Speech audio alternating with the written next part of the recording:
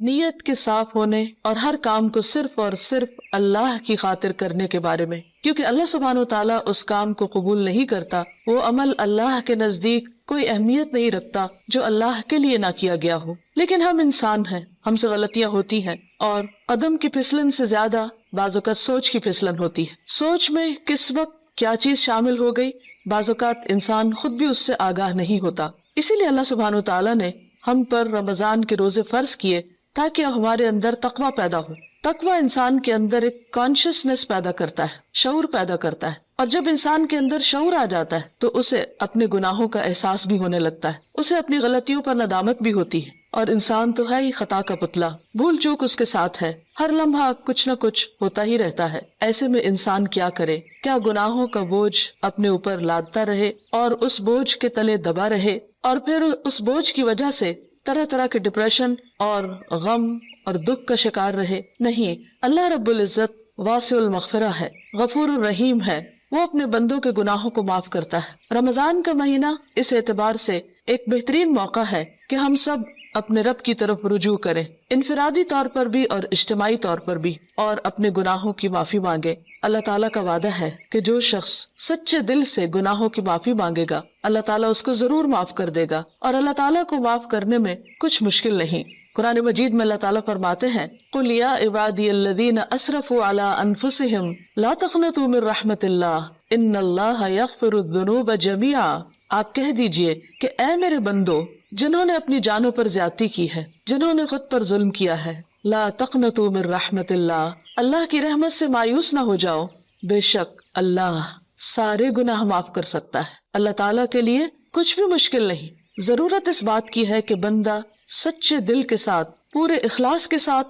اللہ تعالیٰ کی طرف رجوع کرے۔ ویسے تو رمضان بذات خود گناہوں کے کفارہ کا ذریعہ ہے۔ حدیث میں آتا ہے، نبی صلی اللہ علیہ وسلم نے فرمایا، وَرَمَضَانُ إِلَى رَمَضَانَ مُكَفِّرَاتٌ مَا بَيْنَهُنَّ إِذَا اجْتُنِبَتِ الْكَبَائِرُ۔ ایک رمضان دوسرے رمضان تک اپنے درمیان ہونے والے گناہوں کو مٹا دیتا ہے جبکہ کبیرہ گناہوں سے اجتناب کیا جائے۔ اسی طرح جب انسان ایمان اور احتساب کے ساتھ روزہ رکھتا ہے، وہ بھی اس کے گناہوں کی بخشش کا ذریعہ بنتا ہے، راتوں کا قیام بھی بخشش کا ذریعہ بنتا ہے۔ لیکن اس کے ساتھ ساتھ انسان کو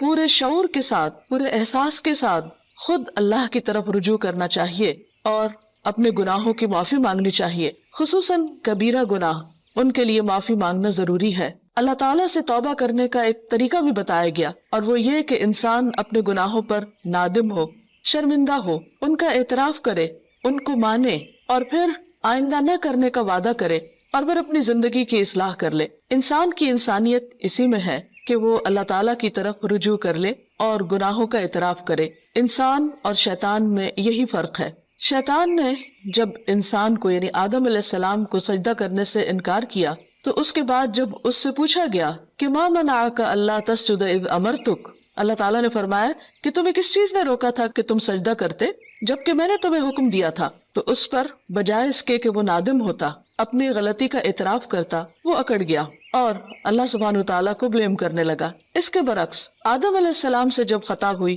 اور وہ بھول کر جنت کا وہ پھل کھا بیٹھے جس کے کھانے سے ان کو روکا گیا تھا، تو جب انہیں اپنی اس بات کا احساس ہوا کہ انہوں نے درست نہیں کیا اور ان سے جنت کا لباس اتروا لیا گیا، تو وہ فوراً اپنے رب کی طرف پلٹے اور انہوں نے اعتراف کیا اور دعا کی، ربنا ظلمنا انفسنا وان لم تغفر لنا وترحمنا لنکونن من الخاسرین، کہ اے ہمارے رب، ہم نے اپنی جانوں پر ظلم کیا اور اگر تو نے ہمیں معاف نہ کیا اور ہم پر رحم نہ کیا تو ہم ضرور نقصان اٹھانے والے ہو جائیں گے۔ گویا انسان غلطی تو کرتا ہے، لیکن اگر وہ رب کی طرف پلٹتا نہیں اور رب اس پر رحمت نہیں فرماتا تو پھر انسان کا کوئی ٹھکانہ نہیں۔ روزے کی حالت میں انسان کو اپنے آپ کا جائزہ لینے کا موقع ملتا ہے، کیونکہ بہت سی مصروفیات اور مشغولیات سے، خصوصاً کھانے پینے کی مشغولیت سے فراغت پانے کے بعد جب روزے کی حالت میں، بھوک کی حالت میں اس کو اپنا محاسبہ اور اپنا جائزہ لینے کا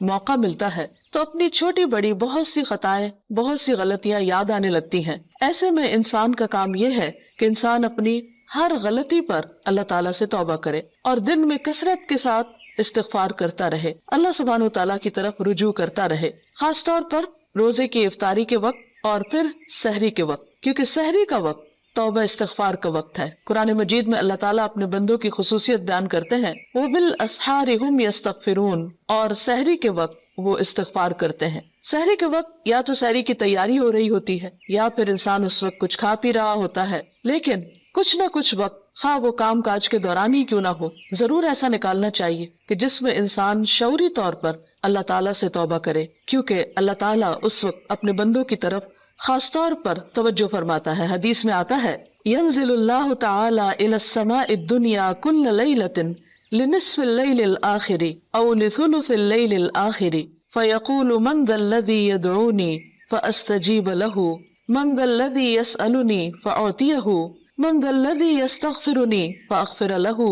حتى يطلع الفجر۔ اللہ تعالیٰ ہر رات کو آدھی رات یا ایک تہائی رات کے آخری حصے میں آسمان دنیا پر نزول فرماتے ہیں اور ارشاد فرماتے ہیں کہ کون ہے جو مجھ سے دعا مانگے اور میں اس کی دعا قبول کروں، کوئی ہے جو مجھ سے سوال کرے کہ میں اسے عطا کروں، کون ہے جو مجھ سے استغفار طلب کرے اور میں اسے بخش دوں، یہاں تک کہ فجر طلوع ہو جاتی ہے۔ یعنی اس وقت خاص طور پر اللہ تعالیٰ اپنے بندے کی طرف متوجہ ہو کر اس کو پکارتا ہے کہ تم غلطی کرنے کے بعد میری طرف لوٹ آؤ۔ رمضان ایک مبارک موقع ہے کہ جس میں انسان سحری کے وقت اٹھ ہی جاتا ہے، تو اس وقت اللہ سبحانہ تعالیٰ کی اس پکار پر لبیک کہتے ہوئے اپنے گناہوں کی معافی مانگنی چاہیے اور اس کی طرف رجوع کرنا چاہیے، کیونکہ وَمَن يَغْفِرُ الذُّنُوبَ إِلَّا اللَّهُ، کون ہے جو گناہوں کی بخشش کرے سوائے اللہ کے۔ ہم میں سے کون ہے جو یہ دعویٰ کرے کہ اس سے کبھی کوئی غلطی نہیں ہوئی یا اس نے کوئی گناہ نہیں کیا؟ ہم سب خطا کار انسان ہیں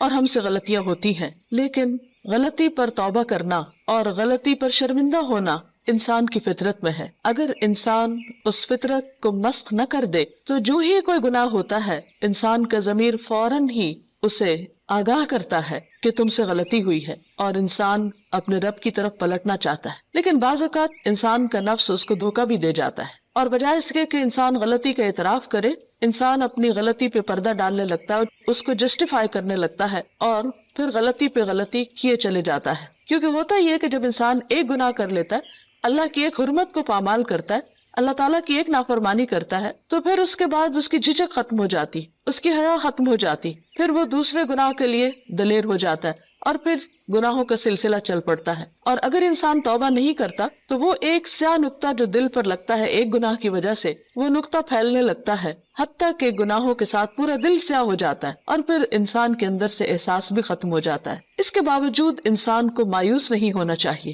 جب تک انسان کی جان ہے، انسان کی سانس کا سلسلہ چل رہا ہے، اس کے لیے معافی کا دروازہ کھلا ہوا ہے۔ حدیث میں آتا ہے کہ ان اللہ یقبل توبۃ العبد ما لم یغرغر، اللہ تعالیٰ بندے کی توبہ قبول کرتا ہے جب تک کہ اس کے سانس اکھڑنے نہ لگے، یعنی دنیا سے رخصت نہ ہونے لگے، فوت نہ ہونے لگے۔ تو گویا ابھی اللہ تعالیٰ نے ہمیں جو زندگی اور یہ موقع دیا ہے، اس میں ہم واپس پلٹ آئیں، رجوع کر لیں، اللہ تعالیٰ کو راضی کر لیں اور کبیرہ اور صغیرہ دونوں طرح کے گناہوں سے معافی مانگیں۔ صغیرہ گناہوں کے کفارے کے لیے تو نماز، روزہ، حج، زکوٰۃ اور دیگر نیکیاں، امر بالمعروف، نہی عن المنکر، یہ چیزیں انسان کے لیے کفارہ بن جاتی ہیں، لیکن خصوصاً کبیرہ گناہوں کے لیے خاص طور پر معافی مانگنا ضروری ہے۔ ویسے کبیرہ گناہ کیا ہے؟ مثلاً اللہ سبحانہ تعالیٰ کے ساتھ شرک کرنا اور اس کے بعد والدین کی نافرمانی، والدین کو ناراض کرنا، ان کا دل دکھانا، ان کو پریشان کرنا، ان کی بات نہ ماننا۔ اللہ سبحانہ تعالیٰ نے ایک نہیں کئی بار اپنے حق کے بعد انسانوں میں سے سب سے پہلا حق جس کا بتایا وہ والدین ہے، اور اللہ تعالیٰ کی رضامندی والد کی رضامندی میں ہے اور اللہ تعالیٰ کی ناراضگی والدین کی ناراضگی میں ہے۔ والدین کو ناراض کرنا کبیرہ گناہ ہے، اور اگر انسان کی وفات اس حال میں ہو جاتی تو اس وقت تک معافی نہیں ہوگی جب تک کہ والدین معاف نہ کر دیں۔ حقوق و لباد کے سلسلے میں جو بھی حق تلفی ہوتی، خواہ والدین کی نافرمانی یا کسی اور کی، یہ بات یاد رہے کہ انسان کو اس وقت صرف اللہ تعالیٰ سے ہی نہیں، بندوں سے بھی معافی مانگنی ہوگی، یعنی بندوں کو بھی راضی کرنا ہوگا۔ والدین کے بعد باقی رشتہ دار، دوست احباب اور انسانوں میں سے کسی انسان پر بھی اگر کوئی ظلم یا زیادتی ہوئی ہو تو اس کے لیے توبہ استغفار اور اس کے ساتھ ساتھ اس بندے سے معافی مانگنا بھی ضروری ہے۔ اسی طرح زبان کے بہت سے گناہ کبیرہ گناہ ہے، مثلاً جھوٹ بولنا۔ اسی طرح غیبت، اور غیبت کیا ہے؟ کسی مسلمان بھائی کی پیٹھ پیچھے اس کی برائی کرنا، کسی پہ جھوٹا الزام لگانا، کسی کو تانا دینا، کسی کے بارے میں بدگمانی کرنا، کسی کا مذاق اڑانا، نقلیں اتارنا، یہ سب دوسروں کا دل توڑنے والی باتیں، یہ تہذیب کے دائرے سے نکلی ہوئی حرکتیں، اور ہمارا دین ان چیزوں کی قطعاً ہمیں اجازت نہیں دیتا۔ کسی کے ساتھ اختلاف کا ہو جانا، کسی کی بات کو ناپسند کرنا، یہ ہر انسان کا حق ہے، لیکن یہ سب کچھ دلیل کی بنا پر ہونا چاہیے، محض جذبات کی بنا پر نہیں، کہ ہم اگر کسی سے اختلاف کرتے ہیں تو پھر ہم اپنے لیے اس بات کو جائز کر لیں کہ جیسے چاہیں پھر اس کے ساتھ معاملہ کریں، یا جیسے چاہیں اس پر الزام تراشی کریں، اور پھر اس کے بعد خود کو سچا ثابت کر کے یا اپنے آپ کو مطمئن کر لیں، تو یہ بات جائز نہ ہوگی، یہ کافی نہ ہوگی۔ انسان کے لیے خود اس کا سب سے بڑا دشمن اس کا اپنا نفس ہے، اور انسان بعض اوقات باہر کے دشمن کو پہچان لیتا ہے لیکن اندر کے دشمن کو نہیں پہچانتا، جب وہ انسان کو غلطی پر تھپکیاں دے کر سلا دیتا ہے یا اس کو مطمئن کر دیتا ہے، یا پھر اسے صرف دوسروں کے عیب دکھاتا رہتا ہے اور اپنے عیب بھلوا دیتا ہے۔ اس لیے بہت ضروری ہے کہ ہم ان تمام گناہوں، خواہ وہ جسم سے تعلق رکھتے ہوں، خواہ وہ دل سے تعلق رکھتے ہوں، خواہ وہ زبان سے تعلق رکھتے ہوں، ان تمام گناہوں پر نمبر 1 شرمندگی کا اظہار کریں، نمبر 2 ان کا اعتراف کریں، نمبر 3 آئندہ نہ کرنے کا وعدہ کریں، اور نمبر 4 اللہ رب العزت سے دعا کریں کہ وہ ان گناہوں کو ڈھانپ دے، ان کو ہمارے نامہ اعمال سے مٹا دے، اور ہماری توبہ کی وجہ سے ان گناہوں کو بھی ہماری نیکیوں میں بدل دے، کیونکہ اللہ تعالیٰ کے لیے کچھ بھی مشکل نہیں۔ قرآن مجید میں آتا ہے وَهُوَ الَّذِي يَقْبَلُ التَّوْبَةَ عَنْ عِبَادِهِ، وہ اللہ ہی تو ہے